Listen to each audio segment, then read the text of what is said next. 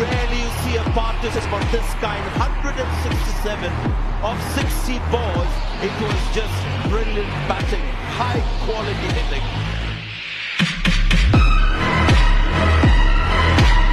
முந்தானத்து ஒரு IPL match பார்த்தேன். சரியான முரட்டு சம்பவமாக வந்து எஸ்ஆர்ஹெச் டீமு, ஹைதராபாத் டீம் முரட்டு சம்பவம், தரமான சம்பவம் வந்து பண்ணி விட்ருக்காங்க. எனக்கு என்னமோ போகிற போக்க பார்த்தா இதே எஸ்ஆர்ஹெச் டீம் தான் வந்து சென்னை வந்து ப்ளே ஆஃபில் வந்து பொழந்து விட போகிறாங்க, பதற வைக்க போகிறாங்க, செதற வைக்க போகிறாங்கன்னு எனக்கு தோணுது. எப்படின்னா, என்னோடய ஆசை எப்படின்னா, நடராஜன் போடுறார்ல ஏக்கர், நம்ம தமிழக வீரர் நடராஜன் போடுற ஏக்கரில் ருத்துராஜ் கேக்வாடுக்கு 3 ஸ்டெம்பும் பறந்து போகணும். இது ஒரு ஆசை.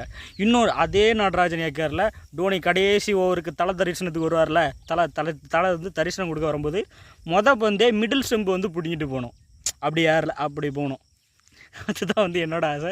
இது வந்து நடக்கும் அப்படிங்கிறது தான் எனக்கு நடக்கும் அப்படிங்கிற மாதிரி தான் தெரியுது. ப்ளே ஆஃபில் சென்னையும் எஸ்ஆர்ஹெச்சும் விளாட போகிறாங்க.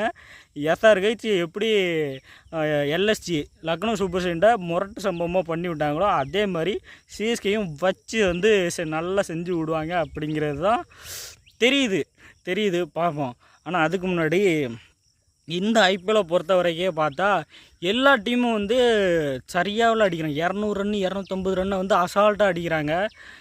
முந்தானத்து நடந்த மேட்செல்லாம் பார்த்தீங்கன்னா எத்தனை 166 ரன்னை வந்து 10 ஓவரில் சேஸ் பண்ணால் என்னங்க கொஞ்சமாவது நியாயம் வேண்டாங்க, நியாய தர்மம்லாம் வேண்டாங்க. 166 ரன்னுங்க 10 ஓவரில். நான்லாம் வந்து கம்ப்யூட்டரில் வந்து ஒரு கிரிக்கெட் கேம் உண்டு, EA ஸ்போர்ட்ஸு கிரிக்கெட்டு. அந்த கம்ப்யூட்டர் கிரிக்கெட்டில் ஈஸி மோடில் வச்சா மட்டும்தான் இவ்வளோ ரன்னை வந்து 10 ரன்னில் அடிக்கும். 10 ஓவரில் வந்து 150 ரன் 160 ரன்லாம் அடிக்கணும்னா ஈஸி மோடு வச்சு விளாண்டா மட்டும்தான் அடிக்க முடியும். ஆவரேஜ் மோடோ ஹார்டு மோட்லேயோ அவ்வளோ ரன்னை அடிக்கவே முடியாது. ஆனால் இவங்க ரியலாகவே 160 ரன்னை 10 ஓவரில் அடிச்சிருக்காங்கன்னா அன்பிலீவபிள்.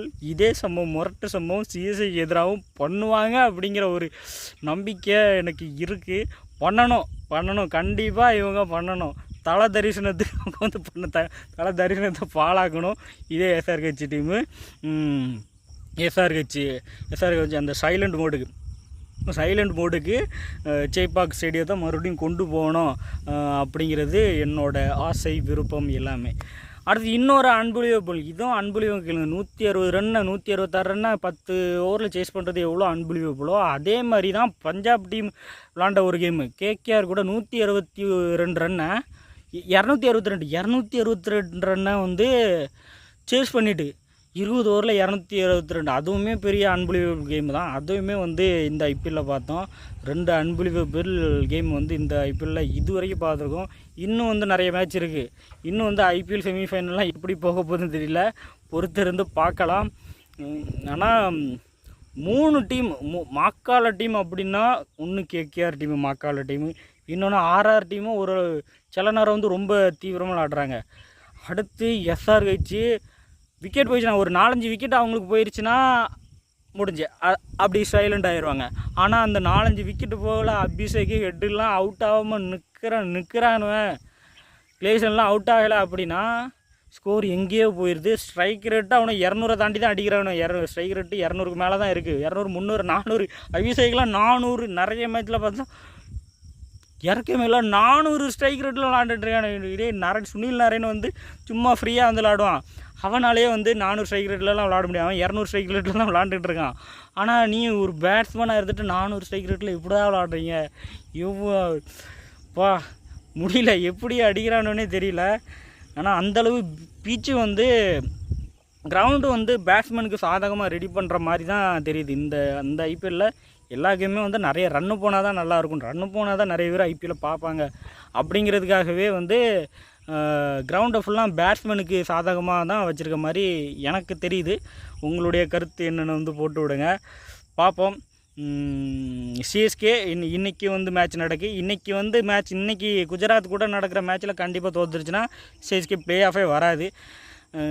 அதை தாண்டி இன்றைக்கி ஜெயிச்சிருச்சு, நாளைக்கு இன்னொரு மேட்ச் ஆர்ஆர் கூட இருக்குது. ஆர்ஆர் கூட ஜெயிச்சிருச்சுன்னா ப்ளே ஆஃப் வந்துடும் சிஎஸ்கே. பார்ப்போம். நம்ம ஆர்சிபிக்கும் கடைசி ஒரு சின்ன சின்ன சின்ன நம்பிக்கை இருக்குது ப்ளே ஆஃப் வரதுக்கு. அதுவுமே வந்து பெரிய அதிசயம் நடந்தால் தான் ஆர்சிபியும் ப்ளே ஆஃப் வருவாங்க. கோலி 8 ரனில் வந்து முந்தானத்து சதம் அடிக்க முடியாமல் ஃபெயில் ஆனார். ஆனால் பயங்கரமாக விளாண்டார். 200 ரன் 200 ஸ்ட்ரைக் ரேட்டில் விளாண்டார். இதுக்கு முன்னாடிலாம் 150 ஸ்ட்ரைக் ரேட்டில் தான் கிங் கோலி பேட்டிங் பண்ணுவான். ஆனால் 200 ஸ்ட்ரைக் ரேட்டில் கோலி முந்தானத்து மேட்ச் விளாடும்போது சூப்பராக இருந்துச்சு. அதை நான் இப்போ ஃபுல்லாக லைவாக பார்த்துட்டு இருந்தேன். பயங்கரமான அடி. இதே வெறித்தனத்தில் வந்து கோலி விளாண்டார். அதே ப்ளே ஆஃப் வந்துருச்சு, ஃபைனல் வந்துச்சுன்னா கண்டிப்பாக அடித்து தூக்கிடும் ஆர்சிபி. பார்ப்போம். ஆர்சிபியும் ஃபைனல் வரணும் அப்படிங்கிறது என்னோடய ஆசை. அது நடக்குமான்னு நீங்கள் கீழே சொல்லுங்கள். இன்னொரு வீடியோவில் பார்க்கலாம். எல்லா ஃபேமஸ் டீமும் தங்களோட ஹீரோ கேப்டன்ஸை வச்சு விளாண்டுட்ருக்கு. ஆனால் ஒரு டீம் மட்டும் வில்லனை வச்சு ஒரு டெவில் டீமை வச்சு விளாண்டுட்ருக்காங்க. அது நம்ம எஸ்ஆர்ஹெச் டீமு. இது ஒரு மாசான பிஜிஎம் போட்டு இந்த வீடியோ வந்துருச்சு. இருந்தாலும் அது போட்டால் காப்பிரைட்டு போட்டுறாங்கன்னு சொல்லிட்டு நான் வாய்ஸ் ஓவர் கொடுக்குறேன்.